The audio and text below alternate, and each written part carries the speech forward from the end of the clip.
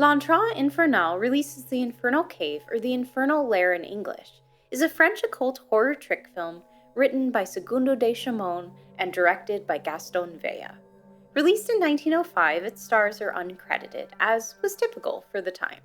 At just over 3 minutes, it's silent, and I would classify it as appropriate for all ages. We know almost nothing about the production of this film, except that it was likely filmed in Paris, France, and was produced by Pathé Frères, the production company co-owned by Charles Pathé, the very man who would later play a major role in the professional downfall of Georges Méliès. The film was written by Segundo de Chamon, one of the most prolific Spanish screenwriters and directors of the silent film era. De Chamon wrote almost 100 films and directed over 200, often producing movies in France for Pathé Frères. On multiple occasions, he also collaborated with the film's director, Gaston Velle. A prolific director in his own right, Velle was a major figure in early special effects features, directing over 100 films for both French and Italian cinema. Unfortunately, because many of his movies are lost and because there is very scant information available about his life, Velle is often only remembered because he was hired by Charles Pathé to rival Méliès, creating works that greatly mirrored and sometimes just fully ripped off his. And while this is true, it still feels reductive to say that's all he did. Velle's body of work was far more diverse than that.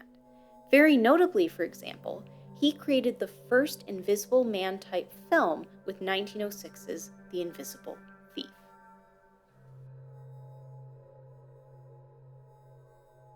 There isn't really a plot here. The devil just dances around in a cave full of flames with 2 demons before sacrificing them in a big pot. This film is kind of nothing. It definitely feels like what it is, an attempt to mimic and profit off of Georges Méliès' style, while failing to capture the same whimsy and creativity he imbued into his movies. Specifically, it's clearly just a ripoff of his films The Infernal Cauldron, The Infernal Cakewalk, and The Damnation of Faust, with a splash of haggard she, but none of the flair. It just goes to show that hollow mimicry in the name of capitalism has always been a staple of the film industry. Now, that isn't to say there's nothing of artistic value here. The set is pretty good. It's well painted and has genuine depth, and the use of blowing streamers to create the illusion of flames is a solid idea. The costumes are fairly fun too, especially for the demonesses, although, those have been done before too. Meanwhile, the special effects, which combine stage mechanics with smoke, are fine, but not particularly outstanding. And the color hand painting here just is leagues behind the work the Tuilier's studio put into Méliès' films. Overall, there's just not much else to say. As far as spectacle-centered trick films go, it's not super memorable. It's certainly nowhere near Velle or de Chamon's best work.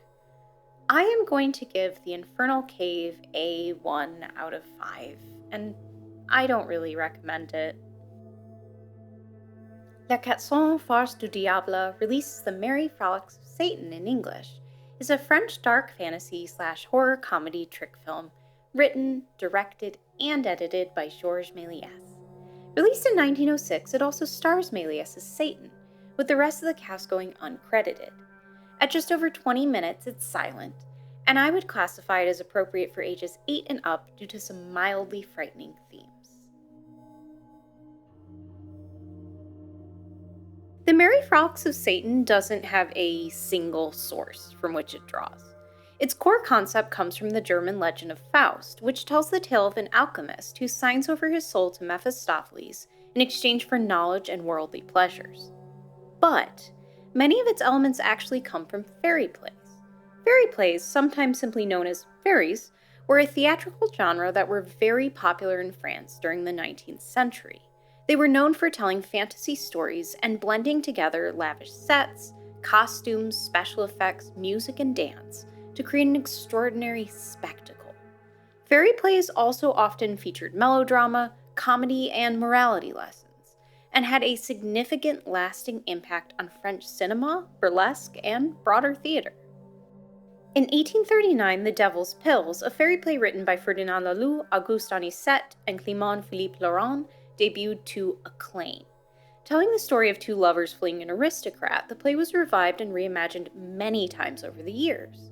One such reimagination was 1905's The Devil's 400 Tricks by Victor de Coton and Victor Darlet, which followed a genie who must locate 3 magical charms to defeat the devil. The play featured 2 short films, which were projected up on the stage as part of the experience and to buy time for a massive set change. They were directed by Georges Méliès, who had also helped to write part of the play itself. It was a raging success, running for hundreds of shows, and Méliès' contributions in particular received praise. Inspired by the genre of which he was unsurprisingly a huge fan, and by the experience, he decided to take the core concept of one of the short films he contributed, The Space Trip, and turn it into its own freestanding movie, keeping elements from the play but largely changing the plot and recasting the actors. Released by his production company, Star Film Company, the majority of the film was made inside of Méliès' studio in Montreal, though its village scene was shot in his family's outdoor garden. Méliès would have also, at least in part, worked on the sets, costumes, and special effects for the film, the latter of which included substitution splices, pyrotechnics, miniatures, and a staggering amount of stage mechanics.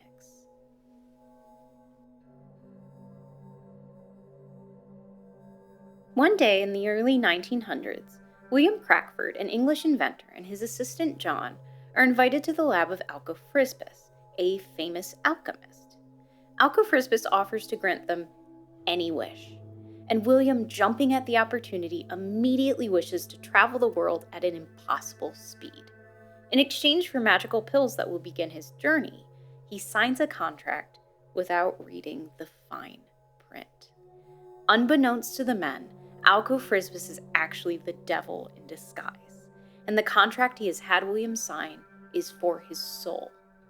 The pair go to William's home, where they excitedly invite his family on their adventure, and use the pills to conjure up footmen and an enchanted train, unaware that their voyage is soon to be marred by misfortune and the supernatural. The first time that I saw this film a few years ago, I fundamentally did not appreciate it. I found it confusing, and struggling with the plot, I don't feel I gave it the attention it deserved. I surmised that this was all style over substance, and I was wrong. Upon closer rewatch, and with the help of intertitles, which I believe were added much later, I feel like I've almost watched a totally different film. To start, the plot isn't the most original, admittedly.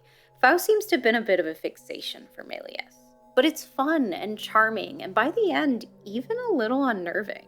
And though it might occasionally get a bit murky without the intertitles, I think if you have a basic idea of the plot, the pieces will slot together fine.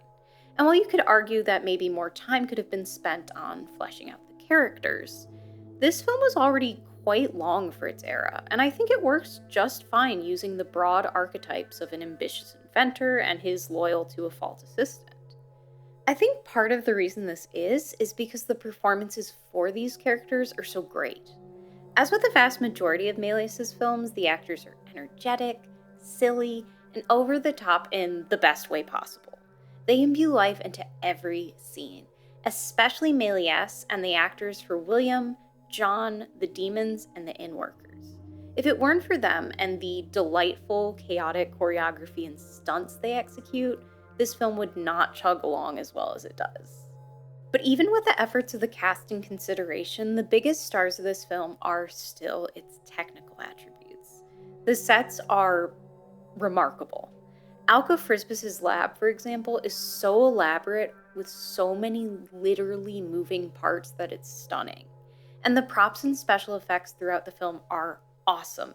The man falling through the ceiling, the trunks that turn into the adorable little train, and the skeleton horse pulling a carriage are unreal. Like, look at that.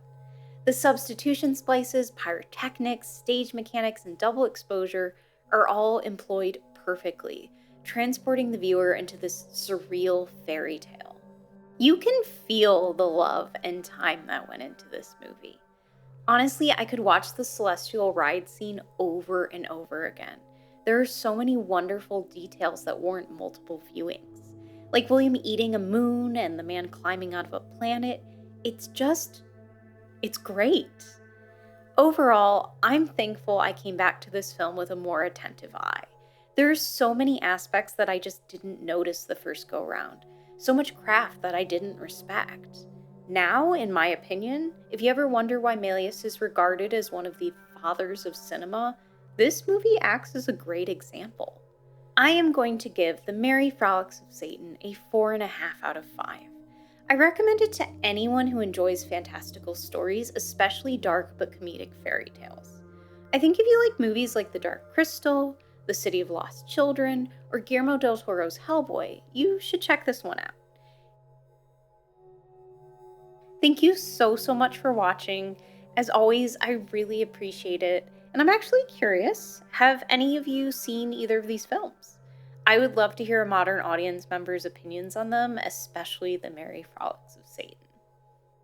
If you enjoyed this video, a like and subscribe would be very appreciated, and you can follow me on Blue Sky, Letterboxd, and Instagram at Under the Fleapit. If you like what I do and you want to support the channel, my Patreon and Ko-fi are both linked in the description. Until next time, this has been Under the Fleapit. Stay spooky!